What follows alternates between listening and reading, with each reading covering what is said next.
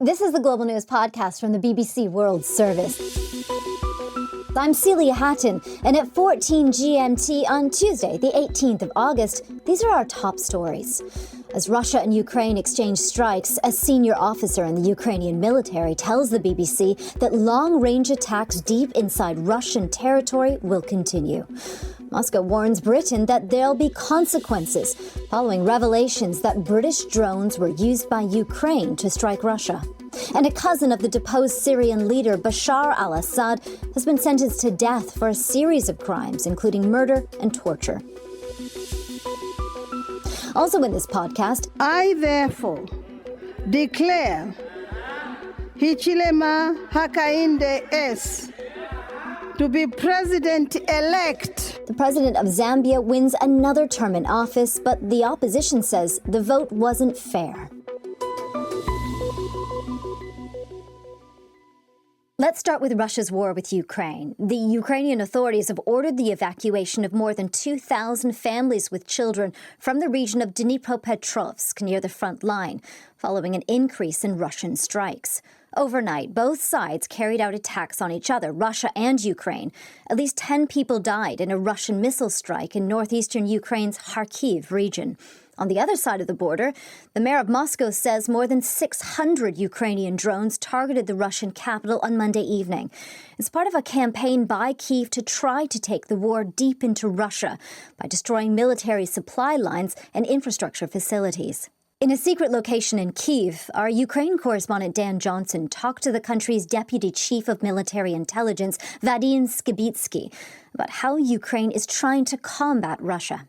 Dan spoke to me about the interview, but he started by talking about the latest Russian attacks on Ukraine. There were more strikes on different Ukrainian cities. There were 5 rounds of air alerts in Kyiv, but also deadly attacks in Kharkiv this morning. A missile attack there is reported to have killed 10 Ukrainians and wounded more people there. Also reports of deaths in Kherson, in Sumy and in Zaporizhia too. So the current death toll stands at 17, we understand, because of those attacks last night. It underlines again the challenge that Ukraine faces in defending itself against Russian attacks. Dan, you've spoken to Ukrainian military intelligence. What have they told you? Yes, we sat down to talk to the deputy chief of Ukraine's intelligence organization. He's called Major General Vadim Skibitsky. And I started by asking him about Ukraine's long-range drone attacks into Russia. They've been successful in targeting a number of sites, a number of facilities, including oil refineries and warehouses, distribution centers. And he told me he thought those attacks were justified. We should destroy and disrupt, first of all, production, weaponry, and that is why one of the main objects for us is defense industry. And of course, next one, logistics system, including in some case, wild berries, for example. Why? Because it's one of the elements of the logistics system of Russian Federation to wage the war, including, for example, through wild berries, some military equipment, military components, and another elements that Russian Federation uses for war. Dan, looking ahead, what do the Ukrainians expect this winter to look like? Because in past winters, Russians have targeted infrastructure like power facilities. Yes, the situation last winter was particularly grim for many Ukrainians. It was very cold and they were for long periods without heating, lighting, electricity. And the Major General said that he feared, in fact, his greatest fear looking ahead was that that situation would be repeated and would be even worse. I asked him what concerns you most. I thought he may say the lack of Patriot missile interceptors that they need to defend the skies. He acknowledged that shortage, but he actually said he worries most about the misery Russia may inflict in the coming winter. And destroy, disrupt water supply system, heating system, electricity system, and another objects and facilities for normal life of civilian population. And Dan, what about accusations that the Ukrainian side might be hitting civilian targets in Russia now? Yes, Russia has claimed that there have been civilian deaths linked to this campaign of long-range drone strikes. The deputy head of Ukrainian intelligence said that Ukraine does not target civilians, but that he considered the sites they have been hitting to be legitimate because they are supplying the military. I said, given the prospects for this winter and the number of Ukrainian civilians who are being hurt and killed, did he actually consider that Ukraine was winning this war? It's our territory, it's our land, it's our culture, it's our history. We must to fight to prevent the full occupation of Russian Federation in our territory. Do you think you are winning, succeeding? I think yes. Ukraine's Deputy Chief of Intelligence, Vadim Sabitsky, speaking to Dan Johnson. Staying with the war, Moscow has threatened Britain with consequences following confirmation the UK has supplied Ukraine with drones that have been used to hit targets deep inside Russia. As we've been hearing, Kyiv is launching an increasing number of drone attacks across Russia, particularly on infrastructure targets.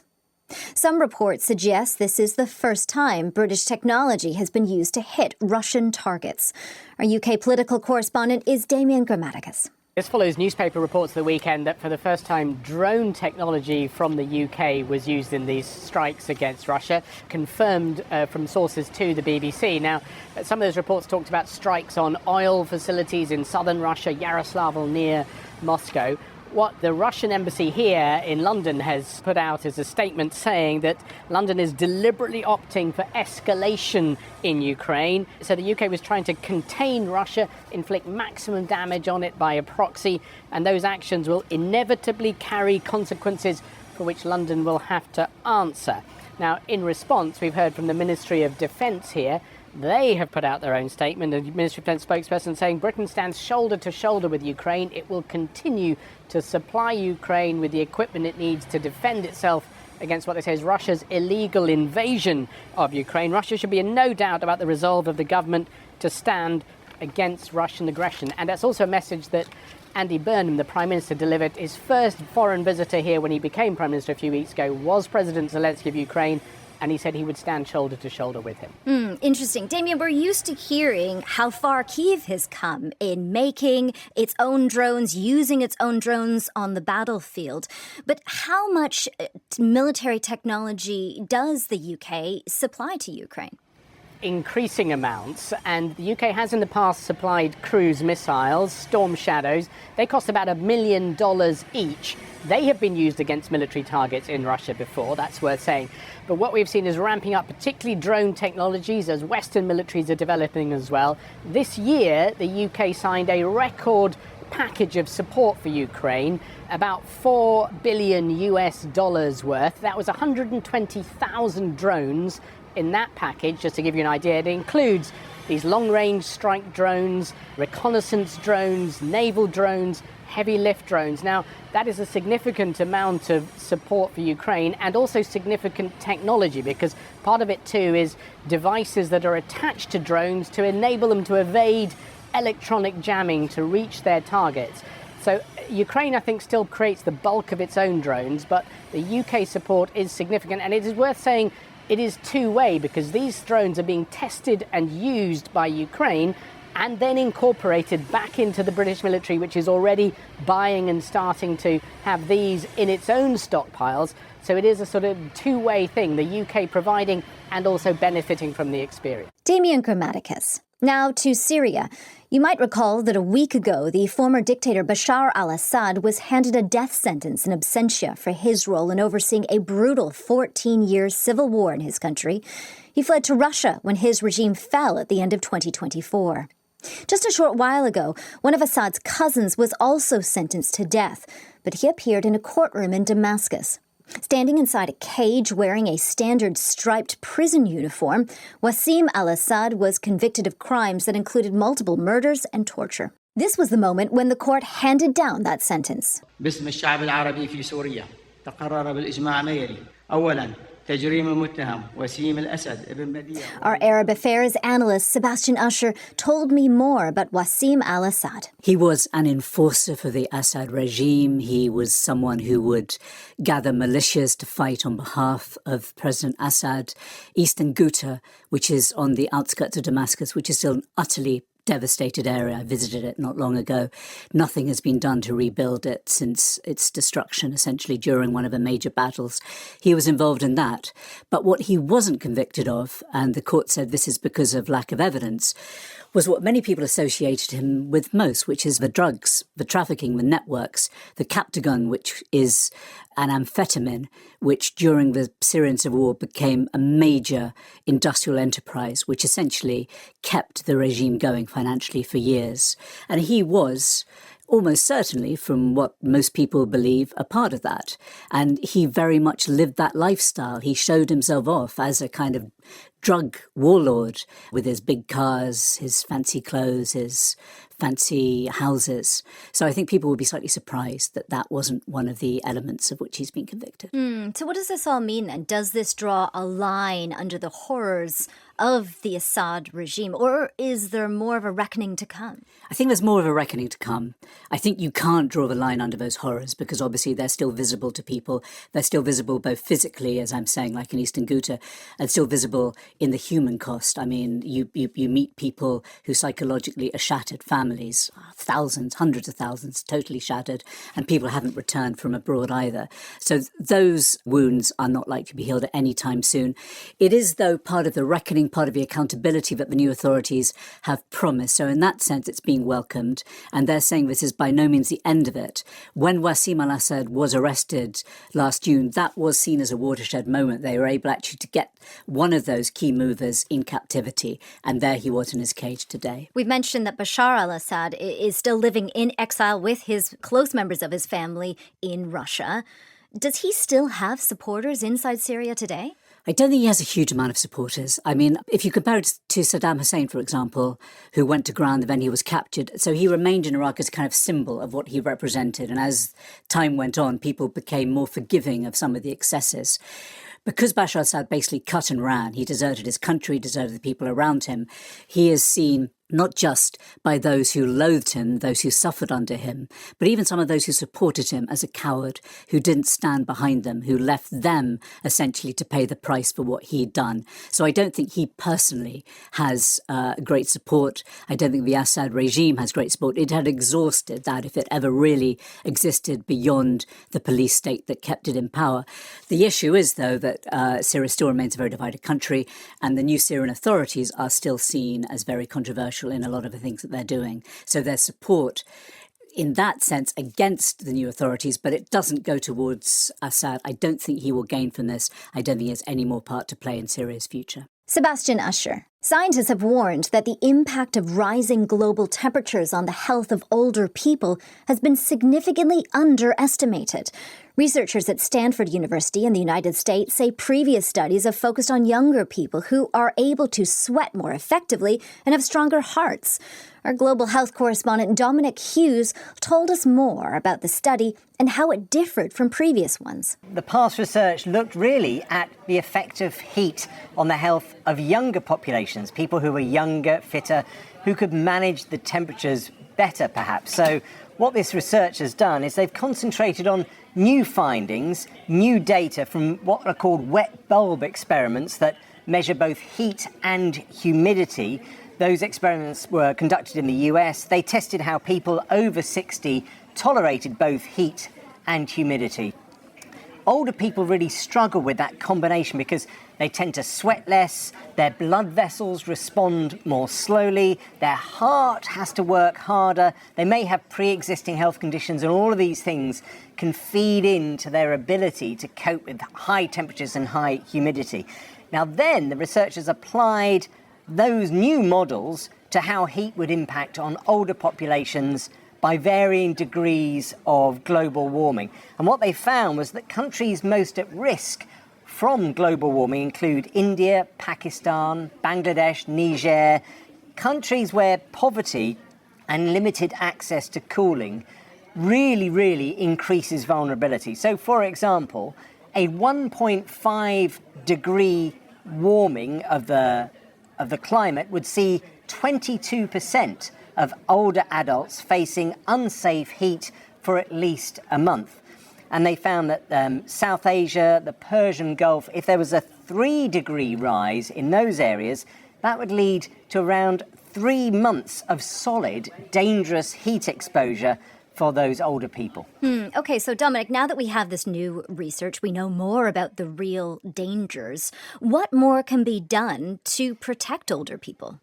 Yeah, well, the authors of this study, which is published in The Lancet, they call on governments really to develop what they call heat emergency plans and to also improve access to cooling and also heat warning systems to give people the ability to actually take shelter from that heat, if you like, and to prepare adequately for it. And they also say, of course, that cutting emissions remains absolutely essential in order to reduce older people's risk of prolonged round-the-clock heat danger, because it's not just during the day, but it's during the night as well, when our bodies might have a chance to recover from a day of heat. If it's really hot at night, that can have a serious impact on our health as well. Dominic Hughes. Still to come in this podcast. If you've got a nice white fleece like that one, you're able to dye that pink, green, blue, whatever colour you want. So there's more value to this fleece than there is this one. The global price of sheep fleeces has gone up. Good news for farmers in Wales.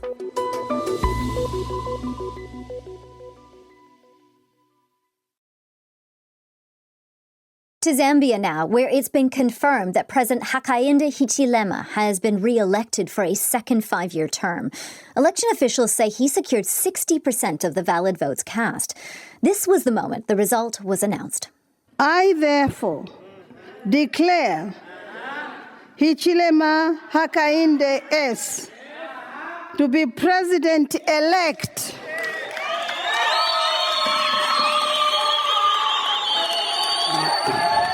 of the Republic of Zambia.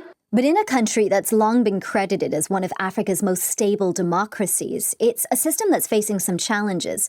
Mr. Hichilema's main political rival has questioned the credibility of the process and called for an investigation into alleged irregularities. Just a few days ago, police arrested 11 people, including leading opposition figures, in a raid. Let's cross over to the capital, Lusaka, and our reporter, Dingindaba Jonah Buyoya. First, was his victory expected? For a very long time, he was, because a lot of things have happened building up to this election. And one of the things that happened was the death of one of his main challengers, former President Edgar Lungu, last year. He died in June, and that sort of sent the opposition in limbo, because nobody was sure which way this would go. And from that point on, this was largely considered Hakainde Hichilema's victory. But things sort of changed in May when Brian Mundubile came onto the scene, because nobody really thought he would have garnered as much support as he has, having 1.8 million votes in the last election. Interestingly, that's the same number of votes that former President Edgar Lungu got when he lost the election in 2021, 1.8 million votes. And Hakainde Hichilema in 2021 got 2.8 million votes. And this time around, he's added around 100,000 more, 2.9.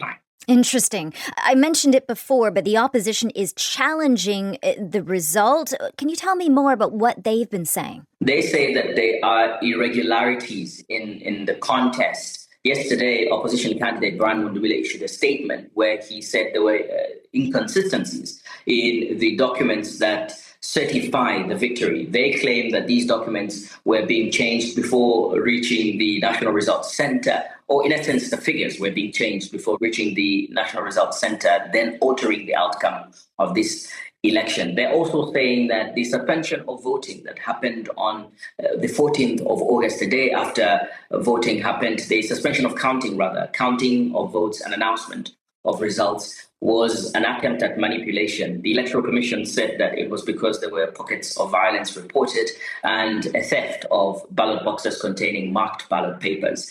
And that is what they're contesting, that this election lacks that integrity to give President Hichilema a convincing win. You're speaking to us from the capital. What's the mood across the country? Shortly after Hakainde Hichilema was announced president-elect, there were people on the streets that were celebrating, most of them dressed in the ruling party's regalia. A lot of students from which President Hakainde Hichilema has support at the University of Zambia took to the streets to celebrate. It's fair to mention that there are a lot of people that are dissatisfied with the process as well. They've been feeling quite unhappy about it. There is presence of law enforcement agencies, especially in densely populated areas, increased security patrols, and this is because there has been an anticipation of some sort of possible unrest that could have happened, and that's why the law enforcement agencies decided to deploy, including the Zambia Army, actually have been patrolling. Dingandaba Jonah Boyoya. Football news now. The global football body, FIFA, has sacked its chief operating officer, Kevin Lamore, just weeks after he strongly criticized FIFA's president, Gianni Infantino's plan to sell stakes in its competitions to private investors. That plan was shelved hours after Mr. Lamore spoke out. Before joining FIFA, Kevin Lamore was Deputy General Secretary at the governing body of European football, UEFA. It's UEFA which has been leading the charge against Mr. Infantino. David Bernstein is the former chairman of the English Football Association and has been one of the most prominent voices calling for reform of FIFA.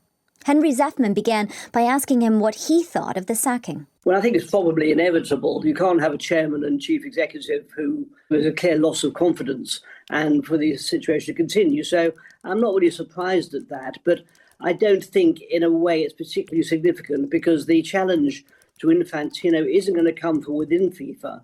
It has to come from outside, and particularly from UEFA, who have maintained a strong position so far. But we need to see now whether they will really walk the walk and face Infantino down. Because if they don't, I think he will continue in position for the moment. Well, what does walk the walk mean? Because, of course, there is Gianni Infantino's re-election effort coming up next year. But UEFA are still talking about a boycott of FIFA competitions. Of course, we've just had the Men's World Cup, but it's the FIFA Women's Under-20s World Cup kicking off in Poland on September the 5th, less than a month away.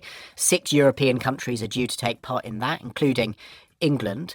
Should England be taking part in that? No, I don't think they should. Not on our own, but as part of UEFA ban, I think UEFA have to go through with their threat not to participate. I'd be very sorry for the competitors and so on, but this is a very tough situation, and Infantino has to be eyeballed here. And if UEFA and the other confederations go sort of soft now, then you can see the opposition sort of just drifting away, and people get bored about these issues. It'll lose its momentum, and you can see him staying in place until next year.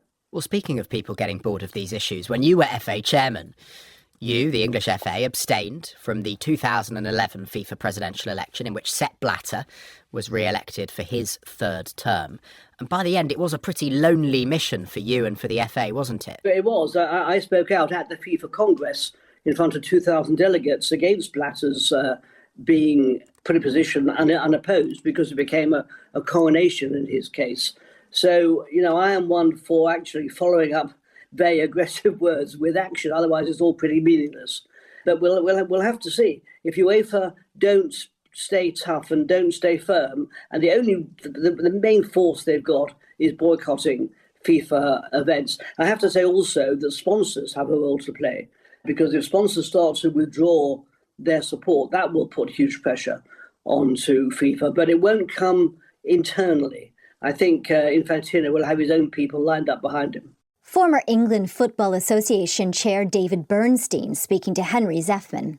And last, some good news for sheep farmers. Wool prices have increased sharply over the past year. Here in Britain in recent years, the number of sheep has been falling, and that's also pushing prices up. It's a big change. Prices were so low for wool at one point that some farmers were even choosing to burn fleeces. Our Wales correspondent Howell Griffith has this report. As spectator sports go, competitive sheep shearing may not be mainstream, but it always draws a crowd at the annual Royal Welsh Agricultural Show. This year, the sheep farmers visiting had reason to be cheerful. The money they receive for each fleece has been rising. On average, it's up 70% on last year. According to Gareth Jones from British Wool, it's part of a commodity boom shaped by international supply and demand. If we look at the global markets, there's less sheep in Wales, less sheep in the UK, producing less wool. But if we look at a comparable market to us, like New Zealand, there's less sheep in New Zealand now, and they also had a carryover of wool since COVID. That's cleared in the last 2 years now, so the limited supply that we have, including the increased demand, is increasing, obviously, the competition in the auction, which farmers are going to see the benefits of that. And where's that demand coming from? So we see it in the domestic market, so 50% of our wool stays here in the UK. We have 180 brands who are working with us, who are specifying British wool in their products. But we also have China, which is an important market for us. We also have a bedding manufacturer in South Korea, and also we have some licensees in Japan. So it's very much here in Wales, we're producing a fantastic fibre, but it's in demand worldwide. Come on. On his farm in the hills above Llanfair Cerreinion in mid-Wales, Go on, boys. Wyn Williams keeps a flock of around 700 sheep. He's been here for the last 38 years, rearing mainly for meat. But what he gets for the wool makes a real difference. It's not everybody that can share, and also, your helpers, the wool wrappers and everything. It assists with the cost of and most importantly, we have to share from an animal welfare and health perspective, who would want a big, strong winter coat still on with the excessive heat that we've got at the moment. Wool has been spun in Britain since the Bronze Age, and while technology's changed over the centuries, the process of sorting through each fleece is still done by hand. At a depot in Newtown, Barry Bellis says he can recognise 68 different grades of wool, from the finest destined for knitwear to the coarser kind that could end up in carpets or even slug pellets. If you've got a nice white fleece like that one, you're able to dye that pink, green, blue, whatever colour you want. So there's more value to this fleece than there is this one. Whereas this type of fleece, that will tend to go into a carpet blend and stuff like that because of the colour. Rising wool prices aren't necessarily good news for shoppers, of course, but they do offer reward for one of Britain's oldest industries. Howell Griffith. And that's all from us for now. If you want to get in touch, you can email us at globalpodcast@bbc.co.uk. You can also now watch our episodes in full. Just search for Global News Podcast on YouTube. This edition of the Global News Podcast was mixed by Sid Dundon. The editor is Karen Martin. I'm Celia Hatton. Until next time, goodbye.